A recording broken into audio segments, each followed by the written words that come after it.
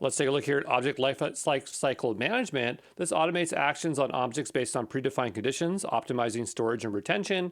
The idea here is that you set a time to live to automatically delete objects of a specified duration. It can manage storage by removing or archiving outdated object versions, or it can transition objects to lower cost storage based on access frequency. So this is basically like the manual way of doing auto class. Auto class being a storage class where it decides on its own.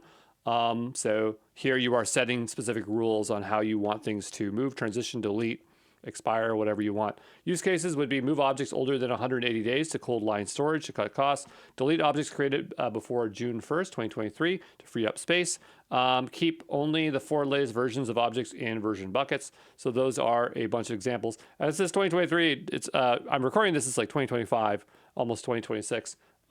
So yeah, sometimes we have dates there and I just don't decide to update them. But anyway, let's go on and continue on and take a look here to understand how the actions are based on rules and conditions. So rules are any set of conditions for any action. A condition, you can have one or multiples on a bunch of different, I guess, metadata or information about those objects.